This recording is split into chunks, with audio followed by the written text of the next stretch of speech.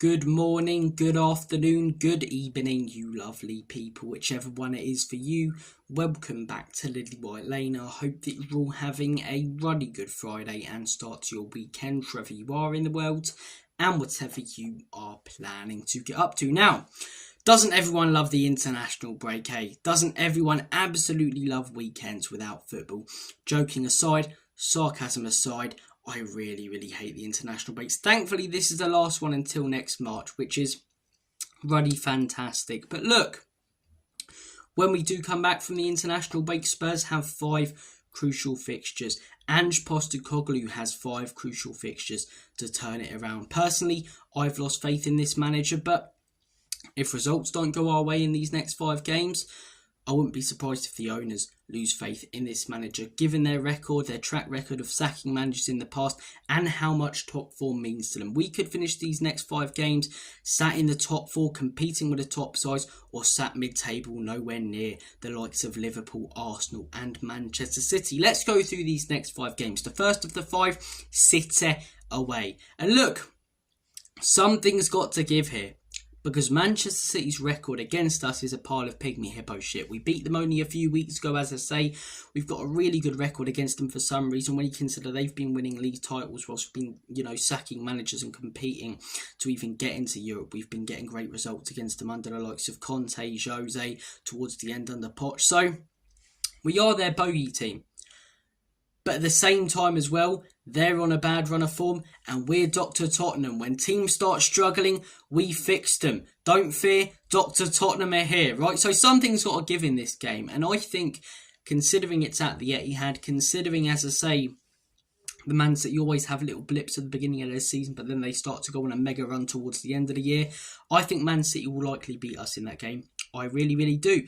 Man City beat us, Man United win their first game under Amorim. All of a sudden, Man United, who have had a horrendous start to the season, are above Tottenham.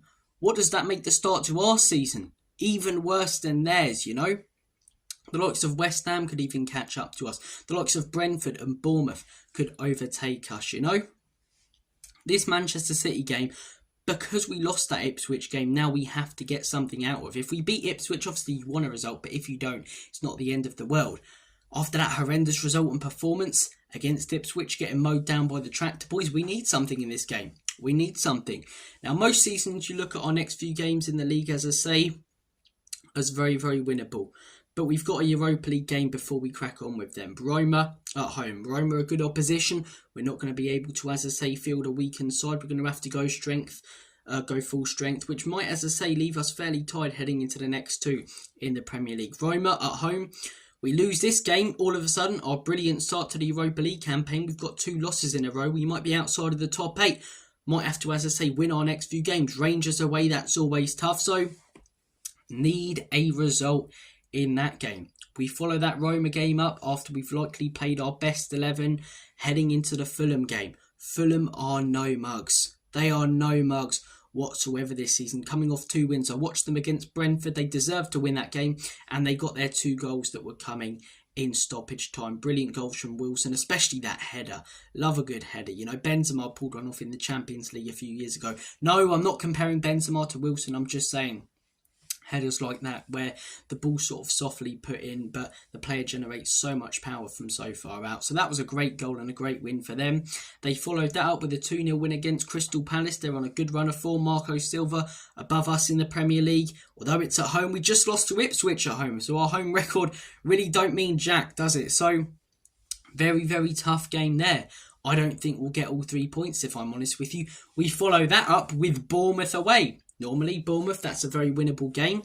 They're just coming off a loss. But in their last 2 home games, they've beaten Man City and Arsenal. Granted, both teams have still been struggling. But this is Bournemouth, mid-table side with 10,000 capacity. They're turning that home stadium into a fortress. The likes of Semenyo up top, fitting and firing. If they head into that game on a good run of form whilst we're struggling, I wouldn't be surprised if they get some points against us. And then, again, although we're at home, we've got Chelsea. We know what our record is like against Chelsea. So we need results in these games. Even if we get a point in a couple of them, we need to get something. We cannot finish these 5 games with 9 points. We can't finish them with 10 points. We need a minimum, in my opinion, of 12 points. Otherwise, we're going to be sat mid-table and potentially struggling in the Europa League. The toughest out of the lot right now, got to be honest with you, I'd probably say Chelsea's a more tough game than Manchester City. Considering Man City's recent form, considering how well Chelsea have played recently,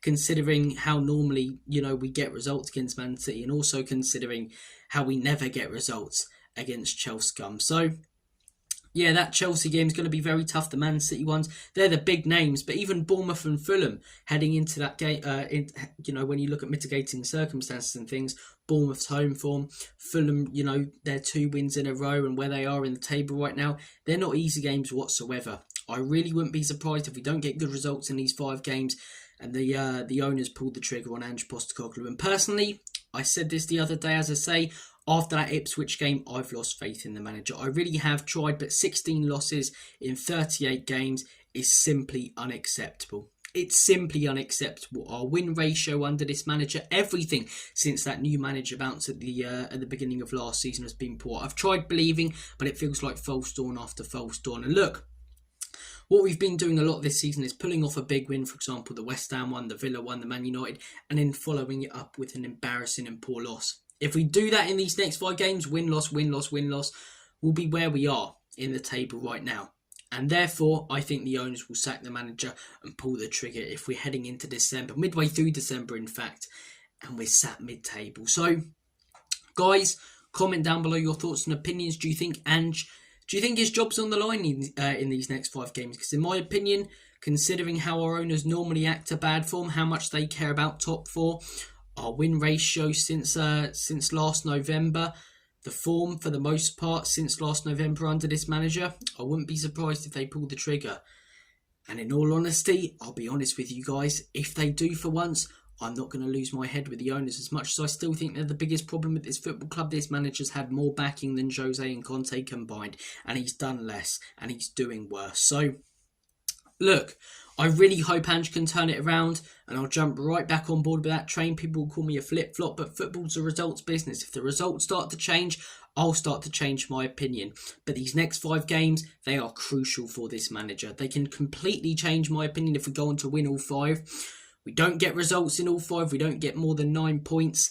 In my opinion, as I say, he's got to go. And in my opinion, he will go. Guys, comment down below your thoughts and opinions on the next 5 games. Which one do you think is the toughest out of the lot? Because right now, I'd say Chelsea, when you look at all the circumstances and context heading into that Chelsea game compared to the Man City one. Bournemouth, Fulham, very tough as well. Roma, on and off in Serie A, but they've got some very good players, the likes of Dybala, for example. So yeah, 5 huge and crucial games coming up for the manager, his job, and Tottenham Hotspur. Comment down below your thoughts and opinions on them. I've said that 3 times. I'll stop repeating myself. I'll shut up. Enjoy the rest of your weekend, whatever you guys are planning to do. Mike Tyson versus Jake Paul tonight. I've been moaning about it all week, but I'll probably watch it tomorrow on Netflix. It's been well marketed, but it's a joke that a 58-year-old man who's closer to his pension than a world title is fighting a 28-year-old or something like that. I'm not sure about Jake Paul's age, but anyway, have a great weekend, as I say, guys. Whatever you're planning to do, all the best. No football, which is a bit shit, but hey ho. We'll be regretting the fact we didn't enjoy this international break when we have to watch Spurs again, considering the way we've been playing. But as I say, all the best. I'm going to shoot off. Take care, and as always, come on you Spurs.